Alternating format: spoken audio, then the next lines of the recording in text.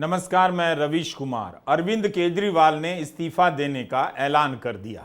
आज इस्तीफा नहीं दिया, कहा कि 2 दिन बाद देंगे। 2 दिन बाद क्या है? 17 सितंबर, जब प्रधानमंत्री नरेंद्र मोदी गुजरात में होंगे और उस दिन उनकी पार्टी उनका जन्मदिन मना रही होगी। गोदी मीडिया जन्मदिन के कवरेज की तैयारी में लगा ही होगा, लेकिन केजरीवाल ने इस्तीफे का वह दिन चुनकर बर्थडे पार्टी के सामने राजनीति की सबसे बड़ी पार्टी इस्तीफा पार्टी का ऐलान कर दिया। भारत की राजनीति में आज भी इस्तीफे का अपना नैतिक महत्व है। उसकी ताकत कई बार तमाम जनादेशों साजिशों पर भारी पड़ जाती है। टाइमिंग की राजनीति पर मोदी की महारत मानी जाती थी। प्राइम टाइम के समय अचानक टीवी पर आ जाते थे। नोटबंदी का ऐलान कर देना या लॉकडाउन का ऐलान कर देना, यह सब उनकी रणनीति का हिस्सा माना जाता था। लेकिन अब यह फॉर्मूला भी बेकार हो गया। क्यों बेकार हुआ? क्योंकि फैसले की घोषणा से माहौल तो बन गया, हेडलाइनें तो बड़ी बड़ी छप गईं, मगर कुछ दिनों के बाद जनता ने देखा कि उन फैसलों का कोई असर नहीं, उनका असर धूल मिट्टी में मिल गया है। जैसे बीजेपी अब नोटबंदी के फायदे की बात करती ही नहीं है। अरविंद केजरीवाल ने कहा कि दिल्ली में भी चुनाव झारखंड और महाराष्ट्र के साथ कराए जाएं। वैसे फरवरी में चुनाव होने हैं, लेकिन उन्होंने यह भी कह दिया कि नया नेता विधायक दल की बैठक में चुना जाएगा। वो नया नेता मनीष सिसोदिया नहीं होंगे। मनीष सिसोदिया ने भी पद लेने से मना कर दिया है और संघर्ष का रास्ता चुनने का ऐलान कर दिया है। इस देश का जो सबसे कठोर कानून है ईडी का कानून, पीएमएलए, जिसमें बेल भी नहीं मिलती, बेल मिलनी भी मुश्किल है, उसके अंदर हमारे ऊपर तरह तरह के इन लोगों ने आरोप लगाए हैं। कोर्ट से हमको बेल मिल गई, उसके बावजूद आज की तारीख में आज जो स्थिति है, इससे फालतू कोर्ट और कुछ नहीं कर सकता था जितना कोर्ट ने कर दिया हमारे पक्ष में। हम कोर्ट के बहुत शुक्रगुजार हैं। कोर्ट ने हमें बेल दे दी, अभी बेल तक ही दे सकता था। अब ये केस चलेगा। मैंने वकीलों से पूछा, मैंने कहा मेरा दिल कहता है कि जब तक ये मैं कोर्ट से बरी होके ना आ जाऊं तब तक मैं सीएम की कुर्सी पे नहीं बैठूंगा। उन्होंने कहा जी ये 10 साल चलेगा केस, कोई कह रहा है 15 साल चलेगा केस, कोई कह रहा है 20 साल चलेगा केस।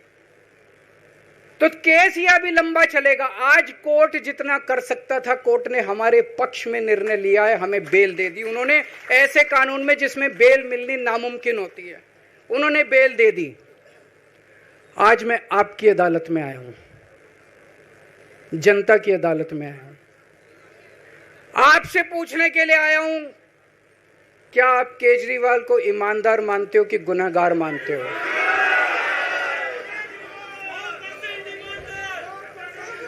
मैं दिल्ली की जनता से पूछना चाहता हूं, मैं देश की जनता से पूछना चाहता हूं कि क्या केजरीवाल ईमानदार है कि गुनहगार है? दोस्तों, 2 दिन के बाद, आज से 2 दिन के बाद मैं सीएम की कुर्सी से इस्तीफा देने जा रहा हूं।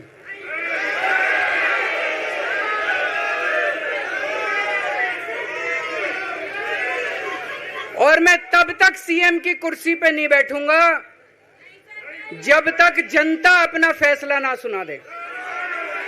मैं जनता के बीच में जाऊंगा, गली गली में जाऊंगा, घर घर में जाऊंगा, और जब तक जनता अपना फैसला ना सुना दे कि केजरीवाल ईमानदार है, तब तक मैं सीएम की कुर्सी के ऊपर नहीं बैठूंगा।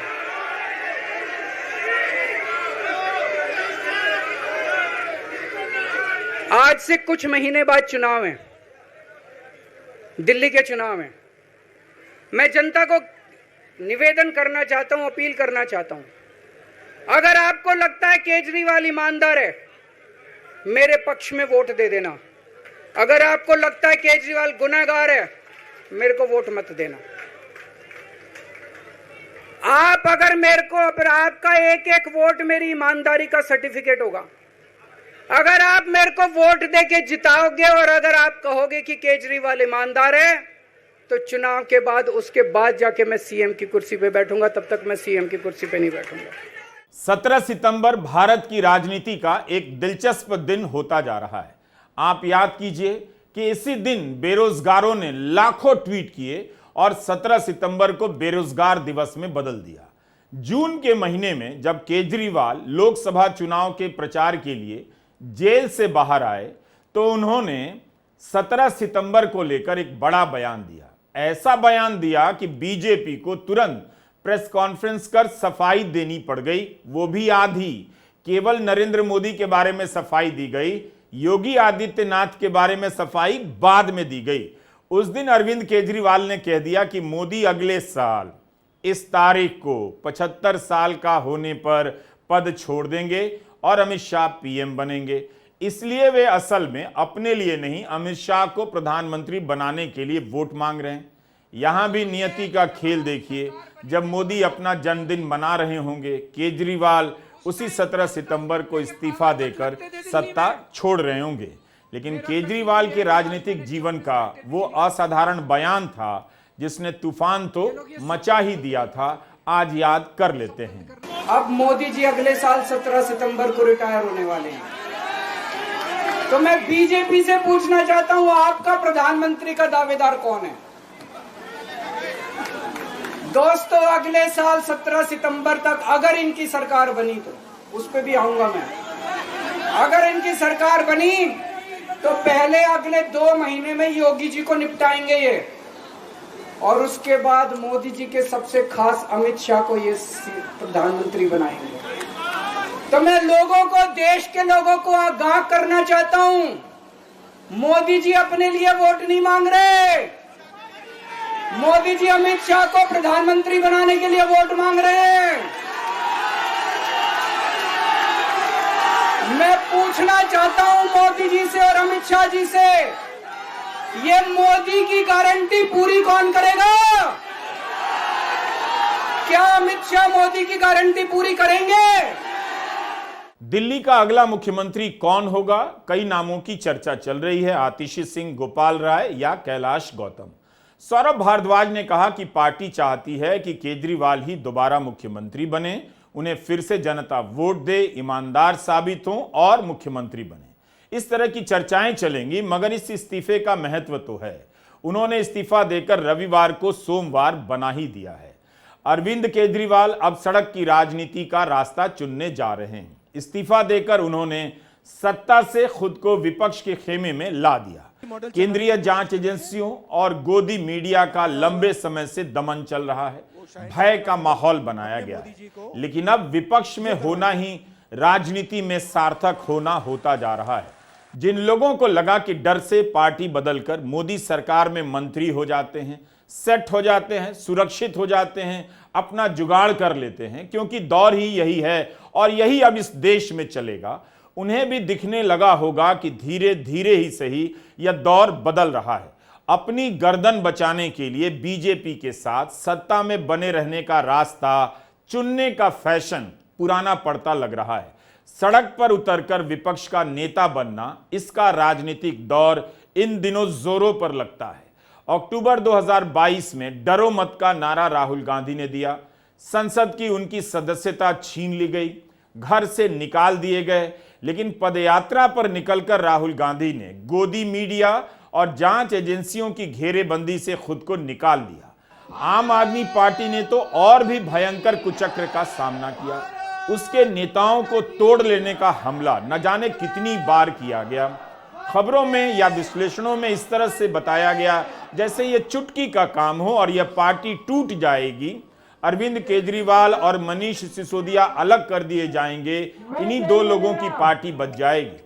लेकिन अंत में क्या नजर आ रहा है कि आम आदमी पार्टी बिखरी नहीं। केजरीवाल और सिसोदिया के जेल में जाने के बाद भी यह पार्टी महाराष्ट्र की शिवसेना या एनसीपी की तरह या मध्य प्रदेश में कमलनाथ के नेतृत्व वाली कांग्रेस की तरह नहीं टूटी। अपनी पार्टी और सरकार को बचाने में ममता बनर्जी, हेमंत सोरेन और केजरीवाल का रिकॉर्ड कहीं ज्यादा मजबूत है। इनके कितने मंत्रियों पर एजेंसियों ने धावा बोला, गवर्नर तक लगा दिए गए, सुप्रीम कोर्ट ने राज्यपालों की आलोचना की, लेकिन तब भी ये क्षेत्रीय पार्टियां बची रह गईं। आम आदमी पार्टी और झारखंड मुक्ति मोर्चा बीजेपी के तमाम दबावों के बाद भी नहीं टूटी। मुझे जेल क्यों भेजा इन लोगों ने? ऐसा नहीं कि केजरीवाल ने कोई भ्रष्टाचार किया, वो इनको भी पता है, मेरे को भी पता है, आपको भी पता है। इन्होंने जेल क्यों भेजा मेरे को? इनका मकसद था आम आदमी पार्टी को तोड़ना। इनका मकसद था केजरीवाल के हौसले को तोड़ना, केजरीवाल की हिम्मत को तोड़ना। इन्होंने फॉर्मूला बना रखा है। आप देख रहे हो किस तरह से एमएलए तोड़ दो, एमएलए खरीद लो, ईडी भेज के डरा दो, सीबीआई भेज के डरा दो, फर्जी केस कर दो, जेल में डाल दो, पार्टी तोड़ दो। महाराष्ट्र में कैसे उन्होंने दो दो राष्ट्रीय पार्टियां तोड़ दी, पार्टी तोड़ दो, सरकारें गिरा दो और अपनी सरकार बना लो। इनको यह लग रहा था केजरीवाल को जेल भेज देंगे तो दिल्ली में इनकी पार्टी टूट जाएगी, दिल्ली में बीजेपी की सरकार बना लेंगे। इनको लग रहा था पंजाब की सरकार तोड़ के पंजाब में हम अपनी सरकार बना लेंगे, इनके एमएलए तोड़ लेंगे।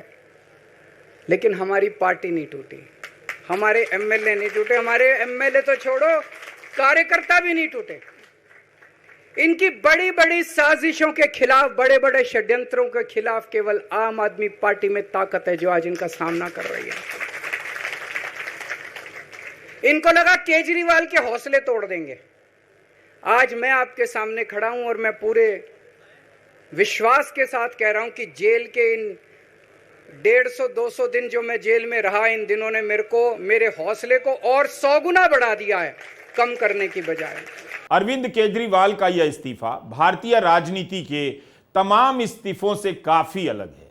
यह उन इस्तीफों पर भी भारी पड़ सकता है जिनकी मांग को मोदी सरकार ने ठुकराया। प्रधानमंत्री मोदी ने कभी इस नैतिक शक्ति का इस्तेमाल होने नहीं दिया। ओडिशा में ट्रेन दुर्घटना में 250 से अधिक लोग मारे गए। रेल मंत्री के इस्तीफे की मांग हुई, प्रधानमंत्री चुप हो गए। लगातार रेल दुर्घटनाएं होती रहीं, प्रधानमंत्री चुप रहे।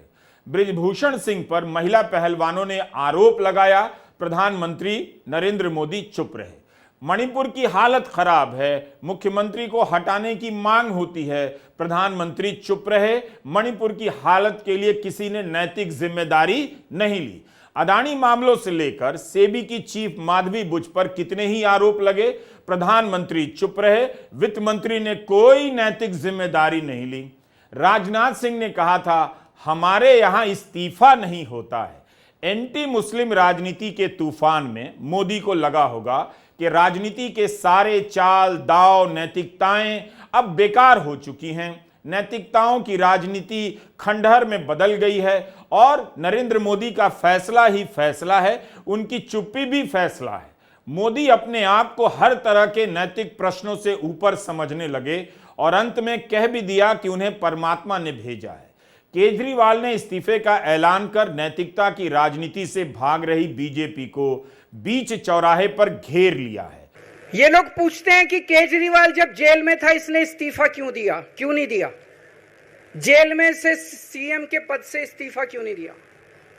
मैंने इस्तीफा इसलिए नहीं दिया क्योंकि मैं देश के जनतंत्र को बचाना चाहता था। इन्हें जो इतने फॉर्मूले बना रखे हैं, एमएलए तोड़ दो, पार्टियां तोड़ दो, एमएलए खरीद लो, डरा दो, अब एक फॉर्मूला और इन्होंने नया बनाया है। जहां जहां ये चुनाव हारे वहां वहां के मुख्यमंत्री पे फर्जी केस करके उसको गिरफ्तार कर लो और उसकी सरकार गिरा दो। अगर मैं इस्तीफा दे देता, अगर मैं हेमंत सोरेन साहब ने इस्तीफा दिया, मैं भी इस्तीफा दे देता, इन्होंने सीतारमैया पे भी अभी केस किया है, सीतारमैया साहब के ऊपर, इन्होंने पिनाराई विजयन के ऊपर भी केस कर रखे हैं, ममता दीदी के ऊपर केस कर रखे हैं। ये एक ऑपोजिशन के मुख्यमंत्री को नहीं छोड़ते, एक एक को पकड़ के फर्जी केस कर करके उनको जेल में डाल देते और एक एक की सरकार गिरा देते। मैं जेल में गया, अभी 10 दिन पहले सुप्रीम कोर्ट की एक बेंच ने पूछा सरकार से कि जेल के अंदर से सरकार क्यों नहीं चल सकती। बड़ा आप लोगों ने अखबार में, सुप्रीम कोर्ट ने पूछा है केंद्र सरकार से कि जेल के अंदर से सरकार क्यों नहीं चल सकती, तो जेल के अंदर से सरकार साबित कर दिया हमने।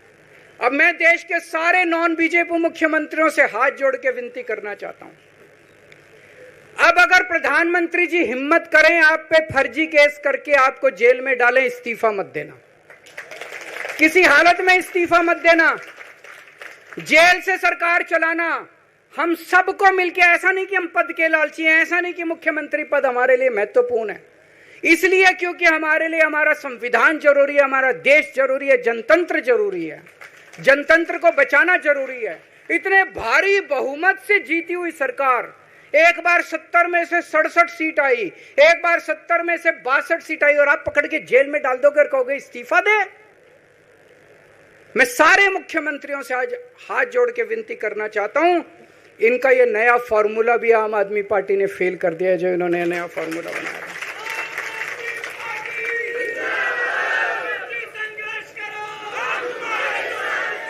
जिस तरह से मोदी सरकार के इस 10 साल के दौर में विपक्ष की सरकारें तोड़ दी गईं, पार्टियां तोड़ दी गईं, जांच एजेंसियों के भय से कांग्रेस से लेकर तमाम पार्टियों के नेता भागे भागे बीजेपी में घुस गए, एक राजनीति और चल रही है। आप लोग उसे नोट कीजिएगा। पता चल गया है कि सुप्रीम कोर्ट में ईडी सीबीआई की साख पर सवाल उठ गया है। अब जमानत मिल सकती है, भले ही 7 महीने या 17 महीने के बाद मिले। अब इनकी गिरफ्तारियों से जनता भ्रमित नहीं होने वाली है। तो फिर से विपक्ष की सरकारों में भयंकर सांप्रदायिक तनाव पैदा किए जा रहे हैं, इसे नोट कीजिएगा। अतिक्रमण के नाम पर धार्मिक इमारतों को घेरा जा रहा है ताकि वहां की विपक्ष की सरकारें फंस जाएं। जितनी आसानी से विपक्षी मुख्यमंत्रियों मंत्रियों के खिलाफ मामले बनाए जाते हैं, छापे पड़ते हैं, जेल में डाल दिया जाता है। आप देखिए, इन एजेंसियों को इन 10 सालों में बीजेपी की सरकारों में एक भी मंत्री और नेता नहीं मिलता, जबकि तमाम आरोप लगे। केजरीवाल जी कह रहे हैं कि वो गैर भाजपा मुख्यमंत्री के रूप में जेल में थे, तो मैं उन्हें बताना चाहता हूं, सिर्फ हेमंत सोरेन ही और मुख्यमंत्री जेल में नहीं रहे हैं। हमारी सरकार आने से पहले केजरीवाल जी तो कहते हैं ना बहुत पढ़े लिखे व्यक्ति हैं, तो वो पढ़ाई लिखाई में कुछ याद में भुलाई हो गई क्या?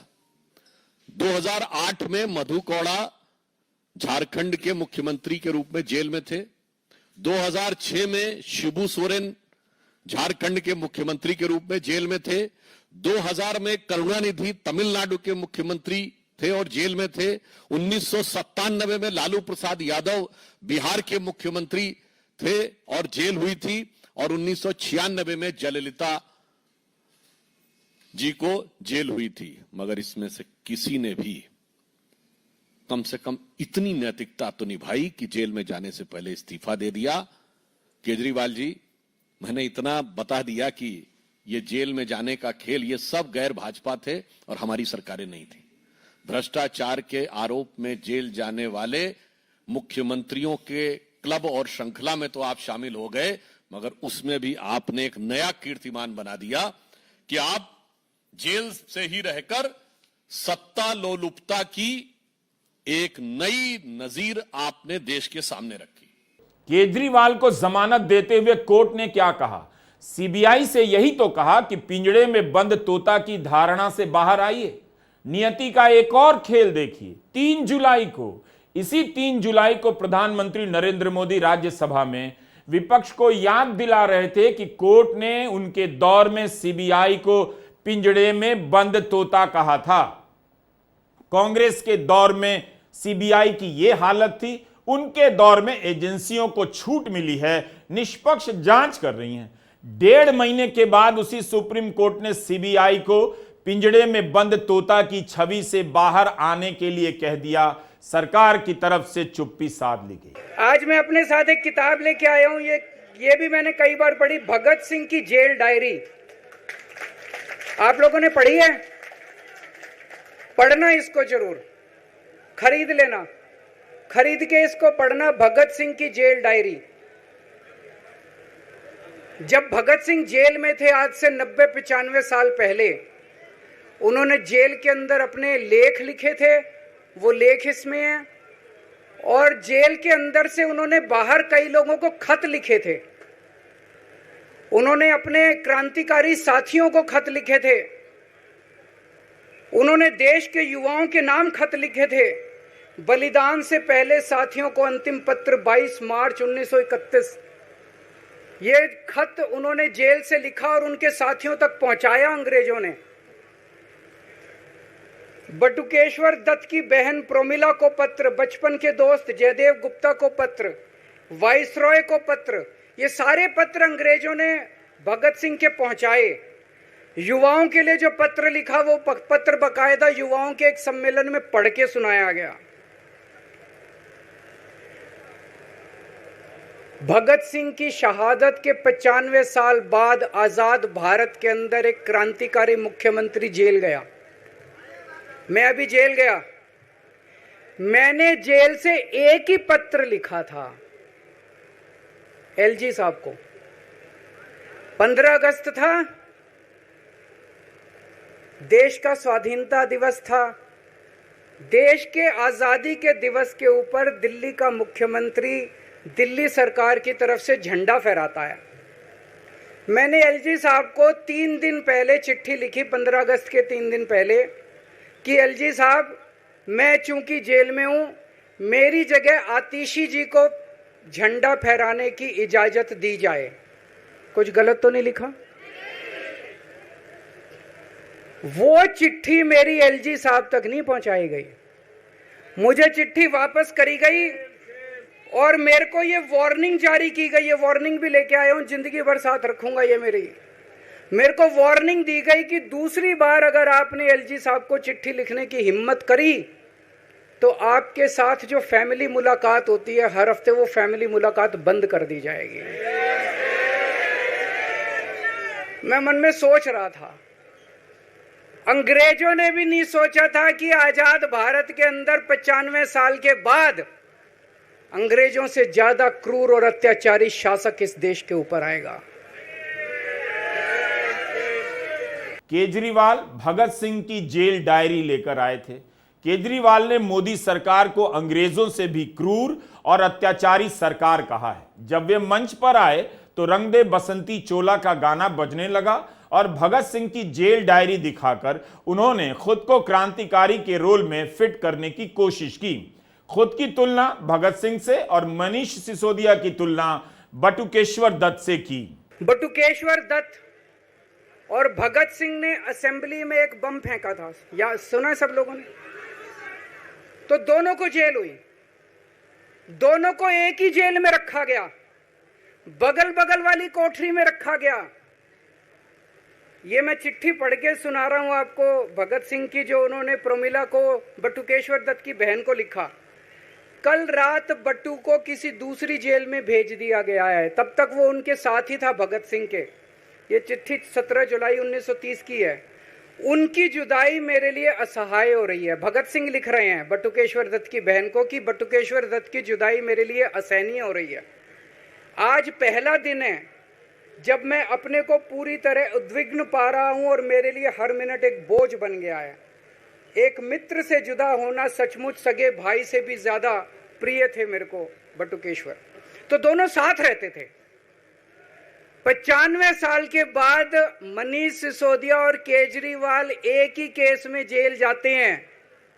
मनीष सिसोदिया को अलग जेल में रखते हैं, मेरे को अलग जेल में रखते हैं, साथ मिलने की इजाजत नहीं दी जाती। आजादी की लड़ाई जब हुई, जवाहरलाल नेहरू जेल गए, महात्मा गांधी जेल गए, बाबा साहब अंबेडकर जेल गए, चंद्रशेखर आजाद जेल गए, अशफाकुल्ला जेल गए, कितने स्वतंत्रता सेनानी जेल गए, कई कई सालों तक जेल गए। जब वो जेल जाते थे उनसे मुलाकात के लिए उनके साथी उनसे मिलने जाया करते थे, उनके घर के लोग जाते थे, उनके रिश्तेदार उनसे मिलने जाते थे, और जब वो मिलने के लिए जाते थे वो उनसे पॉलिटिकल बातें करते थे। वो उनसे बातें करते थे कि कैसे अंग्रेजों को उखाड़ के फेंकना है, जब मिलने के लिए जेल में जाते थे। जब मैं जेल में था एक दिन संदीप पाठक मेरे से मिलने के लिए आया। मैं भी पॉलिटिकल आदमी हूं, वो भी पॉलिटिकल, हमारी पार्टी का संगठन मंत्री है।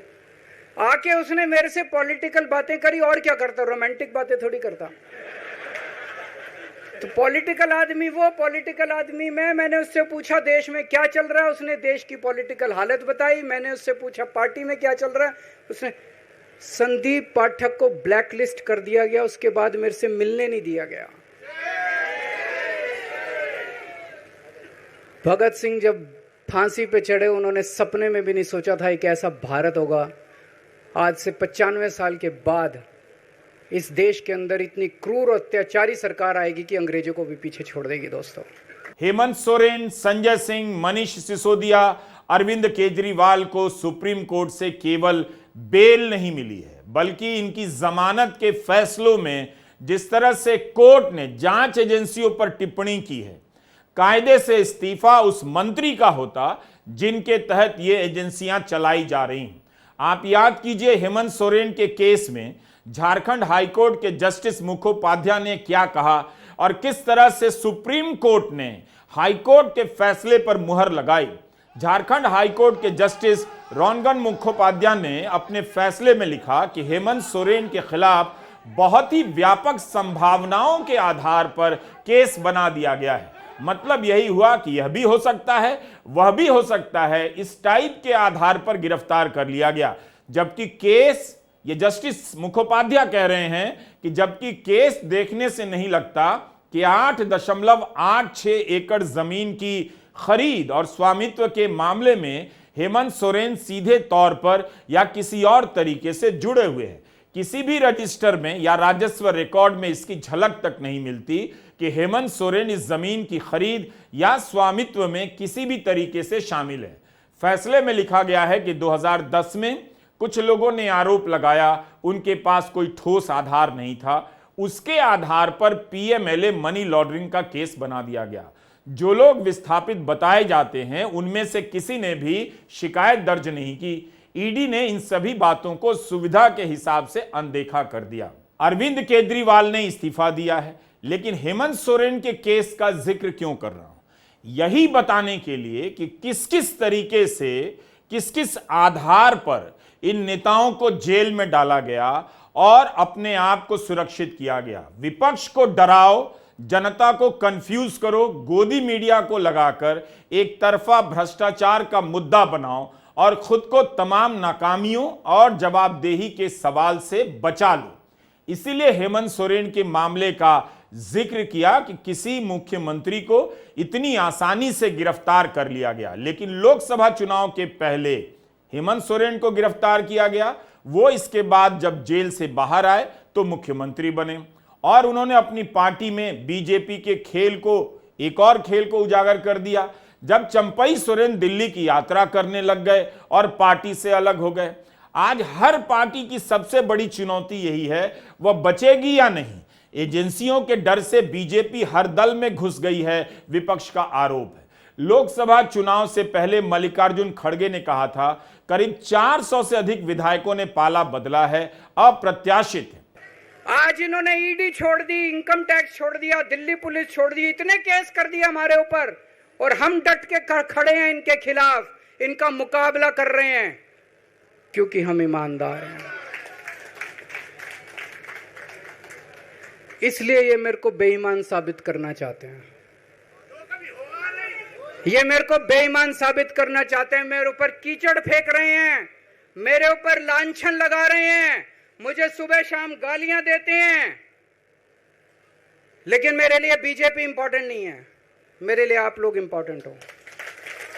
अगर देश की जनता, दिल्ली की जनता को लगता है केजरीवाल बेईमान है, मैं 1 मिनट के लिए सीएम की कुर्सी पे भी नहीं बैठूंगा। 1 मिनट के लिए मैं बैठने को तैयार नहीं। मैंने अपने जीवन में कुछ नहीं कमाया, मेरा बैंक अकाउंट खाली है, हमारी पार्टी का बैंक अकाउंट खाली है। मैंने जिंदगी में कुछ नहीं कमाया, अपनी इज्जत और अपनी ईमानदारी के सिवा मेरे पास कुछ नहीं आया।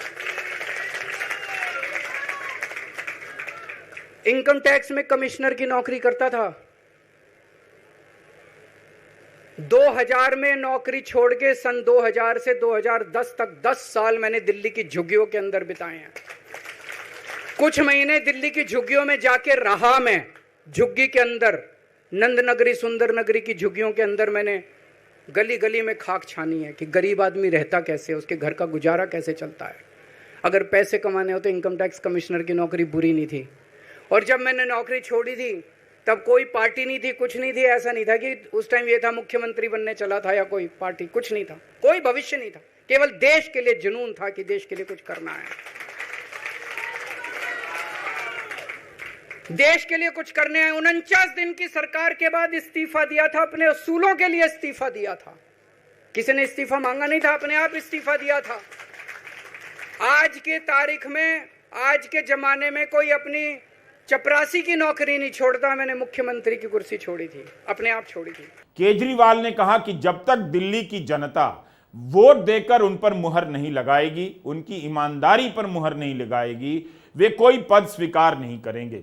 उन्होंने ईमानदारी का प्रमाण बरी होने को नहीं कहा, अदालत से बरी होने को नहीं कहा, और ऐसा नहीं बोला कि मुकदमे से रिहा हो जाऊंगा तो मुख्यमंत्री बनूंगा, बल्कि उन्होंने कहा कि जनता की अदालत में बरी होने पर ही मुख्यमंत्री बनूंगा।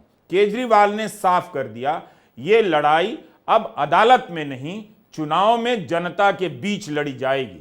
सेबी की चीफ माधवी बुच पर 4 प्रेस कॉन्फ्रेंस करने वाले कांग्रेस के पवन खेड़ा से भी पूछा गया, आप ये सब दस्तावेज लेकर अदालत क्यों नहीं जाते? पवन खेड़ा ने कहा, हम कोई कानूनी फर्म नहीं है, एनजीओ नहीं है, हम राजनीतिक दल हैं। देखिए, मीडिया भी इन आरोपों की पड़ताल नहीं करता, अपनी तरफ से खोजी पत्रकारिता नहीं करता, और पार्टी से पूछ रहा है कि आप आरोप लगा रहे हैं तो कोर्ट क्यों नहीं जा रहे हैं। जनता की अदालत में लड़ाई लड़ने की बात पवन खेड़ा ने कह दी। सुप्रीम कोर्ट के कई फैसलों को आप ध्यान से सुनिए, हमने अपने वीडियो में कई बार बताया है। कोर्ट बार बार कह रहा है कि बेल देने के मामले में हाई कोर्ट और ट्रायल कोर्ट न्याय के बुनियादी उसूलों का ध्यान रखें और बेल दें। विपक्ष जान गया है कि लंबे समय तक जेल में रखने की राजनीति का जवाब अब जनता के बीच ही जाकर देना होगा। बीजेपी विपक्ष को अदालतों की लड़ाई में घसीटना चाहती है, जेल में रखना चाहती है नेताओं को। विपक्ष अपनी लड़ाई जनता की अदालत में ले जाना चाहता है। विपक्ष का निर्माण और उसका बचना ही इस वक्त की सबसे बड़ी चुनौती है। अरविंद केजरीवाल ने इस्तीफा देकर कम से कम इस बड़ी चुनौती को स्वीकार कर लिया है। नमस्कार, मैं रवीश कुमार।